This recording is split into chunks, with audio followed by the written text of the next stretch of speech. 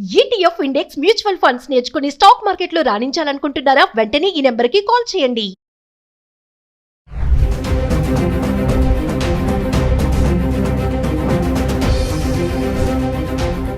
నమస్తే, welcome back to Suman TV.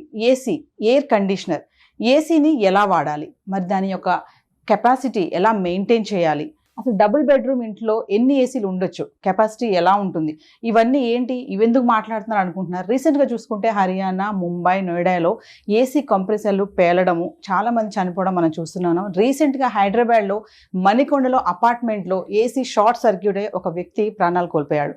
మరి ఏసీని ఎలా వాడాలి, ఎలా వాడుతున్నారు, ఆ క్లీనింగ్ అనేది ఎలాగా, టెంపరేచర్ ఎంతలో పెట్టుకుంటున్నారు, మరి చాలా వేడిగా ఉంది ఎండాకాలం కదా అని చెప్పి 16-17లో పెడుతున్నారేమో, జాగ్రత్త. మరి ఈరోజు ఒక్కసారి ఏసీని ఎలా వాడాలి, ఎలా మెయింటైన్ చేయాలి, ఆ కెపాసిటీ ఏంటి, ఇవన్నీ కూడా మీకందరికి తెలియజేయడానికి మణికంఠ గారు ఏసీ టెక్నీషియన్ మనతో పాటు ఉన్నారు. డెమో కూడా మీకు చేసి చూపిస్తాము. ఈ వీడియో ఎక్కడ కూడా పాజ్ చేయకుండా స్టార్టింగ్ నుంచి ఎండింగ్ వరకు చూడండి.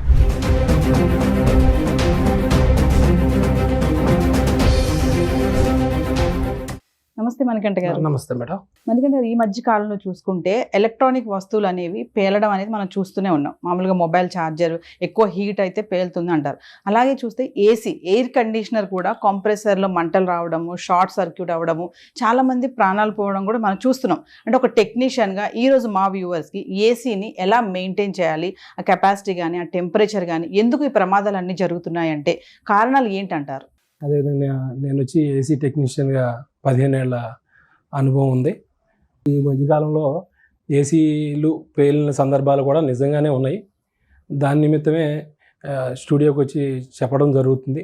ఆల్రెడీ మీకు ఏసీ గురించి తెలిసి ఉండొచ్చు, కానీ నాకు తెలిసినంత తెలియకపోవచ్చు. కాబట్టి ఈ విషయం చెప్పదలుచుకున్నాను. ఏసీ ఏంటంటే అవుట్డోర్ యూనిట్, మేజర్గా కంప్రెసర్ ఒత్తిడికి హై టెంపరేచర్కి గురైతే కనుక కంప్రెసర్ పేలే సందర్భాలు రేర్గా అయితే ఉన్నవి. కాలిపోవడం కానీ పేలిపోవడం కానీ జరుగుతాయి అనమాట. అదేంటంటే మెయిన్గా వెంటిలేషన్, అవుట్డోర్ యూనిట్ నుంచి వచ్చే ఎయిర్, హీట్ ఎయిర్ని అడ్జస్ట్ ఫ్రీగా వెళ్ళిపోయే విధంగా, త్రో ఫ్రీగా ఉండే విధంగా అమర్చుకోవాలి.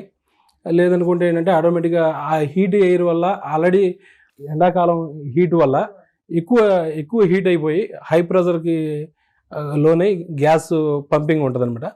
అది కంప్రెసర్ పేలిపోయే సందర్భాలు కూడా జనరల్గా జరుగుతూ ఉంటాయి. దాన్ని బట్టి మనం అవుట్డోర్ యూనిట్ మాత్రం సేఫ్ ప్లేస్లో రూఫ్ పైన పెడితే కనుక కూడా కంప్లీట్ సూర్యరశ్మి పడే విధంగా కాకుండా కొంత షెల్టర్ లాగా పెట్టుకోవాలి. మామూలుగా చూసుకుంటే అండి, ఇప్పుడు డబుల్ బెడ్రూమ్, త్రిబుల్ బెడ్రూమ్ ఉంటుంది కదా, ఈ మధ్యకాలంలో హాల్లో కూడా ఏసీలు పెడుతున్నారు. ప్రతి గదిలో కూడా ఏసీ పెట్టుకుంటున్నారు, హాల్లో కూడా పెడుతున్నారు. అంటే అట్లా అన్ని గదుల్లో ఏసీ పెట్టుకోవచ్చా మనము? సింగిల్ ఫేస్ మీటర్ మీద ఒక 2 ఏసీలు మాత్రమే నడుపుకోవచ్చు మేడం. అది కూడా ఒక 1 టన్ను, ఒక 1.5 నడిపించుకోవచ్చు. ఒకటేసారి 1.5 2 వేసినప్పటికీ కూడా వైరింగ్ కాలిపోయే అవకాశం ఉంది. 3 ఫేజ్ కనుక అయితే కనుక హాల్లో 2 బెడ్రూమ్లో పెట్టుకోవచ్చు. సో మనకి ఒక్కసారి మా వ్యూవర్స్కి ఈరోజు కంప్లీట్గా ఏసీది ఎట్లా మెయింటైన్ చేయాలి, ఏంటి, అవన్నీ ఒకసారి డెమో చూద్దాం. తప్పకుండా మేడం. ఏసీ సర్వీసింగ్ చేయించుకునే విధానం ఏంటంటే, ఇది ఏంటంటే indoor unit, AC outdoor unit, indoor unit 2 రకాలుగా వస్తాయి అనమాట. ఈ ఫిల్టర్స్ రెగ్యులర్గా కంప్లీట్గా వాడుతున్నాము అనుకుంటే మంత్లీ ఒకసారి కంపల్సరీ క్లీన్ చేసుకోవాలి. ఇయర్లీ 2 టైమ్స్ టెక్నీషియన్ ద్వారా పిలిపించుకుని మరీ క్లీన్ చేసుకోవాలి. ఏసీ ఆల్రెడీ డస్ట్ ఎక్కువ పట్టేసిందంటే కూలింగ్ రావడం జరగదు. ఈ ఫిల్టర్స్తో పాటు టెక్నీషియన్ ఏంటంటే కంప్లీట్గా ఈ కూలింగ్ కాయిల్ని కూడా క్లీన్ చేయడం జరుగుతుంది. కంప్లీట్గా ప్రెజర్ పంపు వాడతారు. ప్రెజర్ పంపు వాడి పూర్తిగా క్లీన్ చేసినప్పుడు ఏంటంటే క్లియర్గా ఎక్కువ కూలింగ్ రావడం జరుగుద్ది. అదేవిధంగా కంప్రెసర్లో కూడా ఇక్కడ కూలింగ్ కాయిల్ ఏ విధంగా ఉంటుందో అక్కడ రేడియేటర్ కాయిల్ ఉంటుంది. ఆ రేడియేటర్ కాయిల్ కూడా ప్రెజర్ పంపుతో కంపల్సరీ క్లీన్ చేసుకోవాలి. లేకపోతే ఏంటంటే డస్ట్ ఎక్కువ జామ్ అయిపోవడం వల్ల దాని నిమిత్తం కంప్రెసర్కి లోడ్ ఏర్పడుద్ది, ప్రెజర్ పెరిగి పేలే సందర్భాలు కూడా ఉంటాయి మేడం. గ్యాస్ తగ్గినా కూడా హై ప్రెజర్ లోన్ అవుతుంది కంప్రెసర్ అనమాట. హీట్ ఎక్కువ ఇదైపోయి కంపల్సరీ పేలే సందర్భాలు ఉంటాయి. రూమ్ కెపాసిటీని బట్టే ఏసీ పెట్టుకోవాలి. ఒక చిన్న ఏసీని తీసుకుని పెద్ద హాల్లో బిగించేసారనుకోండి, దాని నిమిత్తం నడిచి ఎక్కువసేపు దాన్ని మొయ్యలేని భారం వేయటం వల్ల కంప్రెసర్ మీద ఒత్తిడి గురై ఫెయిల్ అయ్యే ఛాన్సెస్ ఉన్నాయి. అందువల్ల రూమ్ సైజుని బట్టే ఏసీ నిర్ధారించుకోవాలి. ఒక 100 SFTకి 1 టన్ తీసుకోవాలి, 150 SFTకి 1.5 తీసుకోవాలి. ఈ విధంగా ప్రతిదీ క్యాలిక్యులేటెడ్గా రూమ్ సైజుని బట్టే చేసుకోవాలి మేడం. మణికంఠ గారు, ఇప్పుడు షార్ట్ సర్క్యూట్ అయింది కదా మన మణికొండల అపార్ట్మెంట్ లో, అవును మేడం. ఎందుకు ఏసీ షార్ట్ సర్క్యూట్ ఎందుకు అవుతుంది అసలు? ఆల్రెడీ ఏసీ షార్ట్ సర్క్యూట్ ఏంటంటే మెయిన్గా కంప్రెసర్ ఒత్తిడికి లోనైనప్పుడు యామ్స్ ఎక్కువ తీసుకోవడం తక్కువ తీసుకోవడం జరుగుతూ ఉంటుంది మేడం. పవర్ తక్కువ వచ్చినా ఎక్కువ వచ్చినా ఆ సందర్భాలు ఉంటాయి. అదేవిధంగా వైరింగ్ కనుక సరిగా లేకపోతే వైర్ కాలిపోయే ఛాన్సెస్ చాలా ఎక్కువ ఉన్నాయి. ఆల్రెడీ షిఫ్టింగ్ అయిన సందర్భాలు కూడా ఉంటాయి. ఏసీలు వేరే ఇంటి నుంచి వేరే ఇంటికి మార్చుకున్నప్పుడు కూడా ఆ ఇంట్లో సరైన వైరింగ్ ఉండకపోవచ్చు. అది ఎలక్ట్రీషియన్ ద్వారా చెక్ చేయించుకుని 4 స్క్వేర్ mm ఉందో లేదో గమనించుకుని దాని నిమిత్తమే ఏసీ బిగించుకోవాలా లేదని చూసుకోవాలి. లేదు నిజంగా పవర్ పాయింట్ కనుక సరి లేకపోతే కంపల్సరీ పవర్ పాయింట్ సరి చేసుకున్న తర్వాతే ఏసీని ఇన్స్టాల్ చేసుకోవాలి. ఆ ఏసీ ఇప్పుడు పరిసర ప్రాంతాలు శుభ్రంగా ఉండాలనేది ఏ విధంగా అంటారో ఇది ఇంట్లో కూడా ఏంటంటే ఏసీ పక్కన పవర్ సాకెట్కి దగ్గరలో ఏది కూడా ఉండే విధంగా బట్టలు కానీ ఏదైనా వస్తువులు కానీ ఉండకుండా చూసుకోవాలి. ఇంకోటి ఇప్పుడు టెంపరేచర్ ఉంటుంది కదండి, మనకి 16, 17 ఉంటాయి. చాలా మంది 17, 18 పెడతా ఉంటారు. ఎంతవరకు కరెక్ట్? నైట్ అంతా ఆన్ చేసి పెడతారు ఏసీని కూడా, అది ఎంతవరకు కరెక్ట్ అంటే? కరెక్ట్ కాదు మేడం. అది ఓన్లీ 25, 26 degreesలో ఏసీ నడిపించుకుంటే మన శరీరానికి కూడా మంచిది, ప్లస్ పవర్ సేవింగ్ ఉంటుంది. ఏసీకి ఒత్తిడికి గురవదు. ఏసీ ఆల్రెడీ మామూలు కాలంలో కూడా ఏసీ కంప్రెసర్ చాలా హీట్లో వర్క్ చేస్తుంది. అటువంటిది ఎండాకాలం వేడి పెరిగే కొద్దీ చాలా ఎక్కువ వేడితో రన్ అవ్వాల్సిన అవసరం ఉంటుంది. దాని నిమిత్తం ఏంటంటే ఏసీ కూడా మనకి ఏ విధంగా రెస్ట్ అవసరమో ఏసీ కూడా కంపల్సరీ రెస్ట్ అనేది అవసరం మేడం. మనం 25, 26 degrees ఈ రేంజ్లో మెయింటైన్ చేస్తే కనుక కంప్రెసర్ ఆన్ ఆఫ్ అవ్వడం అనేది, కూలింగ్ వచ్చిన తర్వాత ఆన్ ఆఫ్ జరగడం అనేది జరుగుద్ది, రెస్ట్ దొరుకుద్ది. కానీ 18 degreesలో కనుక రన్ చేస్తే 18 degrees టెంపరేచర్ రూమ్లో రాదు, వచ్చే ఛాన్స్ అయితే సమ్మర్లో ఉండదు. కంప్రెసర్ కంటిన్యూ రన్ అవ్వడం వల్ల కంప్రెసర్ కాలిపోయే సందర్భాలు చాలా ఎక్కువ ఉన్నాయి. ఇంకా చాలా మంది ఇళ్ళలో ఏంటంటే బెడ్రూమ్లో ఏసీ వేసి హాల్లో కూర్చుంటారు. అంటే ఆ ఏసీ అంతా హాల్లోకి వస్తుంది, చల్లగా అవుతుంది అని చెప్పేసి డోర్లు తీసి పెడతా ఉంటారు. అది ఎంతవరకు కరెక్ట్? నేను కూడా చూస్తూ ఉంటాను మేడం బయటికి. నేను చాలా మంది ఇళ్లలో చూశాను. ఎందుకు ఏసీ వేశారు, డోర్ వేయాలి కదా అంటే ఏసీ ఈ రూమ్ లోకి వస్తుంది, చల్లగా అవుతుంది కదా అంతా అంటారు. మరి అది దానివల్ల ఏమైనా ప్రాబ్లమ్స్? దానివల్ల కూడా ప్రాబ్లం.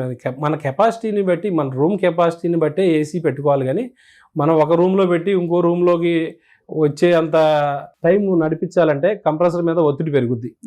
ఒత్తిడి పెరిగిందంటే ఆటోమేటిక్గా వైర్స్ హార్డ్ అయిపోతాయి. కరెంట్ వైర్స్ ఏదైతే ఉన్నాయో అవి హార్డ్ అయిపోవడం, షార్ట్ సర్క్యూట్ అవ్వడం అనేది జరిగే సందర్భాలు చాలా చోట్ల ఉన్నాయి మేడం. నార్మల్గా ఎంత టెంపరేచర్లో మనం మెయింటైన్ చేయాలండి ఏసీని? 24 to 26 టెంపరేచర్ సరిపోద్ది మేడం. బాడీకి 100% 24, 26 సరిపోద్ది. ఏసీ వేసుకుని దుప్పటి కప్పుకోవాల్సిన అవసరం ఉండదు. అమ్మో, మీరు 24, 26 అంటున్నారు. చాలా మంది మరి 19, 20లో పెట్టుకుని దుప్పట్లు కప్పుకొని రగ్గులు కప్పుకొని పడుకుంటారు. పెడతారు మేడం, కానీ 18 degrees నిజంగా రాదు.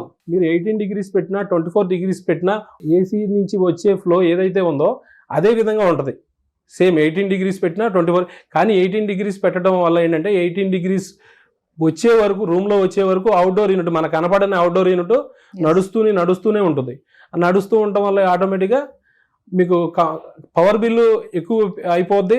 అదేవిధంగా మనకి బాడీలో కూడా ఇబ్బందులు ఎదురవుతాయి. ఇంకా చాలా మంది ఇన్వర్టర్ తో ఏసీ పెట్టుకుంటారు, స్టెబిలైజర్ అంటారు కదండి, వీటి గురించి ఒకసారి. స్టెబిలైజర్ కంపల్సరీ కావాలి మేడం. ఇప్పుడు వచ్చేవన్నీ కూడా ఇన్వర్టర్ ఏసీలు. ఇదివరకు నాన్ ఇన్వర్టర్ ఏసీలు కొంచెం స్టాండర్డ్గా ఉండేవి, ఏం ప్రాబ్లం అంత త్వరగా ప్రాబ్లమ్స్ వచ్చేవి కాదు. ఇప్పుడు ఇన్వర్టర్ ఏసీలు అవ్వటం వల్ల ఏంటంటే డీసీ పవర్లో కంప్రెసర్ నడుస్తుంది. ఇదివరకు 220 పవర్లో కంప్రెసర్ నడిస్తే 220 పవర్లో నడిస్తే ఇప్పుడు డీసీ పవర్లో కన్వర్ట్ అయ్యి డీసీ పవర్ ద్వారా, అంటే పీసీబీ మీద కంప్రెసర్ నడవడం జరుగుతుంది మేడం. పీసీబీలు ఏంటంటే సున్నితం, చాలా సున్నితం కాబట్టి పీసీబీలు కాలిపోయే సందర్భాలు చాలా ఉన్నాయి పవర్ అప్ అండ్ డౌన్ వల్ల. కంపల్సరీ స్టెబిలైజర్ అయితే రిక్వైర్డ్ ఉంటుంది మేడం, కానీ నాట్ రిక్వైర్డ్ అని రాస్తారు. అయినప్పటికీ దాని పనితనం వేరు, స్టెబిలైజర్ పనితనం వేరు మేడం. ఇన్వర్టర్ మీద ఏసీలు నడపకూడదు మేడం. ఏసీలు నడపడం వల్ల షార్ట్ సర్క్యూట్ అయ్యే ప్రమాదాలు చాలా ఉన్నాయి. మామూలుగా రీసెంట్గా చూసుకుంటే షార్ట్ సర్క్యూట్ ఒకటి, కంప్రెసర్ పేలడం అనేది, ఏసీలు పేలడం అనేది ఇది కొంచెం వింతగానే అనిపిస్తుంది చాలా మందికి. మరొక్కసారి ఫైనల్గా మా వ్యూవర్స్ కోసం అండి, ఎంత టెంపరేచర్లో మెయింటైన్ చేయాలి, ఏంటి క్లీనింగ్ సెక్షన్, సర్వీసింగ్ ఎప్పుడెప్పుడు చేయించుకోవాలి, ఇవన్నీ ఒకసారి. సర్వీసింగ్ వచ్చి మేడం రెగ్యులర్గా వాడే విధంగా ఉంటే కనుక వాళ్ళుగా ఫిల్టర్స్ అయితే టెక్నీషియన్ వచ్చినప్పుడు చూపిస్తాడు. ఓన్లీ ఈ ఫిల్టర్స్ క్లీనింగ్ చేసి కూడా మీరు అంటే కూలింగ్ తగ్గింది అనిపిస్తే కనుక ఫిల్టర్స్ క్లీన్ చేసుకుని మీరు వాడుకోవచ్చు. అదేవిధంగా మినిమం 6 monthsకి కంపల్సరీ టెక్నీషియన్ పిలిపించి outdoor unit, indoor unit compulsory cleaning అయితే మస్ట్ అండ్ షుడ్ మేడం. ఖచ్చితంగా సర్వీసింగ్ చేయించుకోవాలి. చాలా మంది ఇంట్లో వాళ్ళే కూడా క్లీన్ చేసేసుకుంటారు కదా, మాకు తెలుసులే అనేసి. అది ఎంతవరకు కరెక్ట్ అంటారు? అంటే మేడం ఓన్లీ కొంతవరకు మాత్రమే చేయగలుగుతారు. కనీసం 6 months కాకపోతే 1 yearకి ఒక్కసారైనా కంపల్సరీ టెక్నీషియన్ పిలిపించి గ్యాస్ ఏ విధంగా ఉంది, గ్యాస్ లీకేజ్ ఏదైనా ఉందా, సర్వీస్ రిక్వైర్మెంట్, అవుట్డోర్ ఎంతవరకు డస్ట్ ఉన్నదంతా తీసేయడానికి టెక్నీషియన్కి తెలుస్తుంది మేడం. వీళ్ళకి తెలియదు. అందులో పవర్ ఆపకుండా పనిచేస్తే ప్రాణాలకే ప్రమాదం రావచ్చు. మణికంఠ గారు, మామూలుగా అసలు ఏసీ కూలింగ్ ఎలా అవుతుంది? ఏం లేదు మేడం, ఏసీలో రిఫ్రిజిరెంట్ నింపడం జరుగుద్ది. గ్యాస్ R32 గ్యాస్ అనేది నింపడం జరుగుద్ది. ఆ గ్యాస్ కంప్రెసర్లో ఛార్జ్ చేయటం వల్ల కంప్రెసర్ పిస్టన్ వైండింగ్ ఉంటుంది. దాన్ని సర్క్యులేట్ చేసి ప్రెజర్తో పైపుల్లోకి నింపడం ద్వారా కూలింగ్ అనేది ఏర్పడుతుంది మేడం. అది ఇండోర్ దగ్గరికి వస్తుంది. ఆ కూలింగ్ ఇండోర్ నుంచి ఇక్కడ ఫ్యాన్ ద్వారా బయటికి రావడం జరుగుతుంది మేడం. అదేవిధంగా గ్యాస్ లీక్ ఉన్నప్పటికీ కూడా ప్రమాదాలు జరిగే అవకాశం ఉంది మేడం. ఈ గ్యాస్ కూడా కొంచెం ఫ్లేమబులే. కమింగ్ టు పవర్ కెపాసిటీ అండి, పవర్ కెపాసిటీ ఎలా ఉండాలి? ఏసీకి ఏంటంటే ఆటోమేటిక్గా కంపల్సరీ ఎంసీబీలు బిగించుకోవాల్సిన అవసరం ఉంటుంది మేడం. ఓన్లీ ప్లగ్ ఉంది, ప్లగ్లో పెట్టేసేసి ఆన్ చేసే విధంగా కాకుండా డబల్ పోల్ ఎంసీబీ ఉంటే ఏంటంటే న్యూట్రల్ కూడా కంట్రోల్ అవుతుంది. ఫేసు న్యూట్రల్ 2 కంట్రోల్ అవ్వడం వల్ల 2 ఒకటేసారి ఆన్ చేస్తారు, 2 ఒకటేసారి ఆఫ్ చేసుకుంటారు. లేదు అనుకుంటే ఆఫ్ చేసి ఉన్నప్పటికీ సింగిల్ పోల్ ఎంసీబీ అయితే కనుక ఆఫ్ చేసి ఉన్నప్పటికీ కూడా న్యూట్రల్ నుంచి కూడా పవర్ వచ్చిన సందర్భాలు ఉన్నాయి. ఆఫ్ చేసి ఉన్న ఏసీలు కూడా కాలిపోయిన సందర్భాలు కూడా ఉన్నాయి మేడం. ఎస్, మామూలుగా మణికంఠ గారు, ఇప్పుడు ఎలక్ట్రానిక్ వస్తువులు ఏమైనా కొనేటప్పుడు ఆ బ్రాండెడ్ కానీ ఇవన్నీ చూడమని చెప్తా ఉంటారు. కొంతమంది ఏంటంటే తక్కువ రేటుకి వస్తుంది కదా అని కొనేస్తారు, బ్రాండ్ చూడరు. ఏదైతే ఏముందిలే, గాలి అయితే రావాలి కదా, ఇది పని చేస్తే చాలు, మన పనికి ఇది అవసరం అవుతుందా లేదా, నాణ్యతతో మనకు పని ఏంటి, కొద్ది రోజులు వాడతాము పడేస్తామా అన్న ఆలోచనతో కూడా ఉంటారు కదా. అంటే బ్రాండ్ తీసుకోవాలి, ఎలక్ట్రానిక్ వస్తువులు ఏ పడితే అవి కొనేయచ్చు అంటే ఒక టెక్నీషియన్గా మీరు ఏం చెప్తారు? లేదు మేడం, ఏ పడితే అవి కొనేసుకుంటే అది చాలా ప్రాణ నష్టం దాకా తీసుకెళ్లే ఇది విధానం ఉంది. కాబట్టి ఐఎస్ఐ మార్కు ఉన్న వైర్లు కానీ ఏసీల్లో కానీ ఏదైనా బ్రాండ్ కంపల్సరీ తీసుకోవాలి మేడం. ఎందుకంటే రీసెంట్గా చూసుకుంటే మనకి నోటీసెస్ కూడా వచ్చాయి, షార్ట్ సర్క్యూట్ చాలా మంది చనిపోతున్నారు ఈ పవర్ ఫ్లక్చుయేషన్స్ వల్ల కూడా. ఇంట్లో కూడా ఒక్కొక్కసారి పవర్ ఫ్లక్చుయేట్ అవుతూ ఉంటుంది, ట్రిమ్ అయిపోతూ ఉంటుంది కదా, ఇవెందుకు ఎందుకు జరుగుతాయి అంటారు? జాయింట్స్ లేకుండా చూసుకోవాలి మేడం. ఏదైనా ఏసీ కావచ్చు, ఏదైనా మేజర్ ఐటమ్స్ ఎక్కువ జాయింట్స్ ద్వారా వైర్ని రన్ చేస్తే ఆ జాయింట్ కొన్నాళ్ళకి ఊడిపోయి షార్ట్ సర్క్యూట్ అవుతుంది మేడం. అక్కడ ఏదైనా క్లాత్ కానీ కవర్స్ కానీ ఏదైనా ఉన్నాయంటే చాలా ప్రమాదం జరిగే అవకాశం ఉంది. ఇంకా ఫైనల్గా చూసుకుంటా అండి, ఎర్తింగ్ అంటారు కదా, అంటే ఎర్తింగ్ అనేది ఉంటే ఈ షార్ట్ సర్క్యూట్ అనేవి తగ్గొచ్చు అని అంటారా? Earthing compulsory madam. ఎర్తింగ్ అనేది ప్రాపర్ కంపల్సరీ ఉండాలి ప్రతి ఇంటికి. ఏసీకి, గ్లేజర్కి, అదేవిధంగా వాషింగ్ మిషన్కి, పెద్ద పెద్ద ఐటమ్స్ అన్నిటికీ కూడా ఎర్తింగ్ కంపల్సరీ మేడం. కానీ తెలిసినా కూడా చాలా మంది ఈ ఎర్తింగ్ అనేది ప్రతి ఇళ్లలో మనం చూస్తున్నామా అంటే, మీరు చాలా హౌసెస్ విజిట్ చేస్తూ ఉంటారు టెక్నీషియన్ కాబట్టి రిపేర్ చేయడానికి వెళ్ళినప్పుడు, మరి ఎర్తింగ్ లేని ఇల్లు చాలా చూసే ఉంటారు. ఏంటంటే అవగాహన లేక అంటారా, లేకపోతే సమస్య వచ్చినప్పుడు చూసుకుందాంలే అన్న ఆలోచన అంటారా? అదే కదా మేడం, మీరు చెప్పినట్టు సమస్య వచ్చినప్పుడు చూసుకుందాం అని అనుకుంటారా, ఇది పెద్ద సమస్య కాదు అనే విధంగా ఫీల్ అవుతారు. అందులో ఇళ్ళు మారే విధానం ఇవి ఉంటాయి కదా, అయినప్పటికీ కూడా ఎర్తింగ్ ప్రాపర్గా లేకపోతే చాలా ప్రమాదాలకు గురవుతారు, ఇబ్బంది జరిగే అవకాశం ఉంది. మణికంఠ గారు, ఇప్పుడు చాలా మంది ఏసీ ఆన్ చేశాక చాలాసేపు అయినా కూడా అది కూల్ రావట్లేదని చెప్పేసి పట్టించుకోరు, ఆ రన్నింగ్లో వదిలేస్తే అలాగే వాళ్ళ పని వాళ్ళు చేసుకుంటూ ఉంటారు. దానివల్ల కూడా ఏమన్నా ప్రాబ్లమ్స్ ఉంటాయా, ప్రమాదాలు ఏమైనా ఉంటాయంటారా? Compulsory madam. ఏసీ కూలింగ్ వచ్చినంతసేపు దానిగా బాగానే పనిచేస్తుంది. కూలింగ్ రావట్లేదు అంటే కంపల్సరీ దాన్ని స్విచ్ ఆఫ్ చేసి అథరైజ్డ్ టెక్నీషియన్ పిలిపించి చేయించుకోవాలి మేడం. ఎందుకంటే ఇండోర్ యూనిట్ అనేది లోపల ఉంటుంది, అవుట్డోర్ యూనిట్లో ఏం జరుగుతుంది అనేది ఎవరికి తెలియదు. నిజంగా అక్కడ షార్ట్ సర్క్యూట్ జరగవచ్చు, లేదు అనుకుంటే కంప్రెసర్ ఆఫ్ ఆన్ అంటే హై యాంప్స్ తీసుకుని వైర్లు ఏదన్నా కూడా కాలవచ్చు, అంటే ఏసీ కూడా చెడిపోయే సందర్భం ఉంటుంది మేడం. ఇంకా చాలా మందికి ఉన్న అలవాటు ఏంటంటే స్విచ్చెస్ ఆపరండి, అది ఏదైనా సరే. మరి ఏసీ వరకు వచ్చి మనం ఏసీ గురించి మాట్లాడుకుంటున్నాం కాబట్టి ఆన్లో ఉన్నప్పుడు స్విచ్ ఆన్ చేసి అది ఆఫ్ చేశాక స్విచ్ ఆఫ్ చేయని వాళ్ళు కూడా చాలా మందే ఉన్నారు. అది ఎంతవరకు కరెక్ట్ అంటారు? కంపల్సరీ స్విచ్ అయితే ఆఫ్ చేసుకోవాలి మేడం. కనీసం అంటే రెగ్యులర్గా రన్నింగ్ పెడుతున్నాము అంటే ఆన్ చేయకపోయినా పర్లేదు, లేదు ఈరోజు బయటికి వెళ్ళేది ఉంది కంపల్సరీ అనుకుంటే కంపల్సరీ ఆఫ్ చేసే వెళ్ళాలి. ఏసీ వాడకానికి కూడా ఒక లిమిట్ ఉంటుందా అండి, లేదంటే మార్నింగ్ టు ఈవినింగ్ వరకు ఏసీ ఆన్ చేసి ఉంచొచ్చు ఇంట్లో? కంపల్సరీ ఏసీకి రెస్ట్ అనేది ఉండాలి, కంపల్సరీ ఏసీ ఆఫ్ చేసుకోవాలి. ఆఫ్ చేసుకోవాలి, కంప్లీట్ రన్నింగ్ గా ఆన్ లో ఉంచకూడదు, కంప్లీట్ రన్నింగ్ చేయకూడదు. థ్యాంక్ యూ మణికంఠ గారు, మంచి సమాచారం అందించారు. అంటే ఏసీ ఎలా వాడాలి ఏంటి, మరి ప్రమాదాల నుంచి ఎలా బయటపడాలి, రీజన్స్ ఏంటి, ఎంత జాగ్రత్తలు తీసుకోవాలనేది. Thank you very much.